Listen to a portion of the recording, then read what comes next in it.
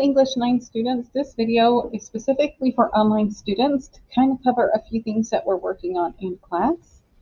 So just so you know, the in-person students are working on writing an argumentative piece, and my online students, I would like you to also work on creating an argumentative piece.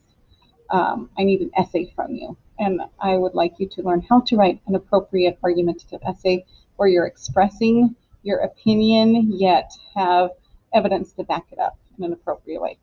So last week on 217, my in-person students, we went over this quite a bit.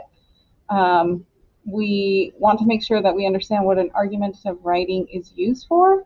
We are using an argumentative writing to persuade or convince a reader of something that we understand and support with our point of view.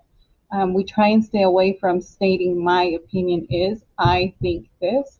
We are trying to produce evidence in a non-judgmental way so that the reader decides, do they agree with your point of view or not? Although you're only presenting your point of view, it's good for them to figure that out on their own based on what you've written, to stay kind of unbiased. So I have a few examples. There's this milk example right here that takes you to a website called procon.org. Great website, gives you a lot of the pros and the cons listed side by side. So my essential topic, my essential question is drinking milk healthy for humans? My topic is milk, okay? So that's my example for you. This website has videos at times, and it kind of gives you a breakdown and lots of good information, the pros and the cons of is drinking milk healthy for you. I really like that website. It does have other topics you could look for when you're trying to figure out your topic that you want to write about. Just make sure you stay away from picking controversial topics. I would prefer you to stay within maybe the education setting where your topics could be related to school uniforms, homework, free college, things like that. You're also welcome to go find other sources on the web. Just make sure that you find creditable sources. We had a student that was researching something about doing the dishes, and the website that they found was very opinionated, and they felt like that wasn't a credible source. I would agree. If you see lots of ads, or if the website is trying to promote a topic, like trying to sell you something, probably not a credible source, just so you know. Okay, so the first step you're going to do is your topic, is choose your topic, and then ask a specific question within that topic. So like I mentioned, for me, my example was milk. That was my topic. My core question was, is milk healthy for humans? Right? I have to pick a position. Now, I personally don't like milk because it makes me sick. However, I was able to find a lot of information on the good pros, the good things about drinking milk, so I went with that. And then my counterclaim is going to be that it can make people sick at times, right? So I'm still keeping that in the back of my head that I can use that, but I'm going to use information based off of the most I can find. So my example is, I believe that milk is healthy for humans to drink.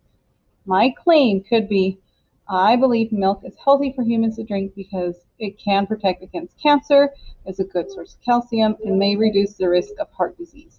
And all of that is straight from the webpage that we talked about earlier, which is this procon.org website. Okay, part of it is research, which I just explained to you. Make sure that it's credible resources when you're doing it, when you're finding things on the web. Maybe ask for a parent to help you. Just make sure that your resources are credible. And if you need help, please email them to me, and I'm happy to go through, and we can set up a Google Meet and see if it's a good resource for you to use or not. Okay, I briefly mentioned a counterclaim that I'm particularly going to use about milk. So I kept in the back of my mind that I don't like milk, and it's not necessarily healthy for me, but I found more information about how it is that I went with that for my essay.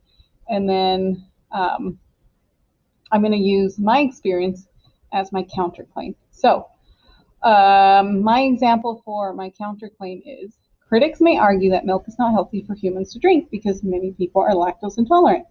I agree. However, most people can tolerate 2 cups of milk without symptoms. Very true. So here's my counterclaim, and then I have a rebuttal, a weakness that I found within my counterclaim. Always good to have. These individuals are often not allergic to all lactose, but only certain dairy products. This means that milk can be healthy, even though some can't drink huge amounts of it. People just need to be aware of which dairy products work best for them. Right there, that is a pretty easy counterclaim. I didn't go into too many details, but I did state my opinion.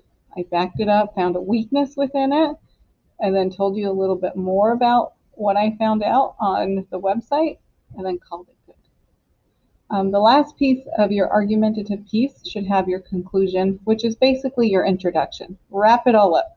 Restate your main points within a sentence for each idea that you presented, for each paragraph, and then you're good to go.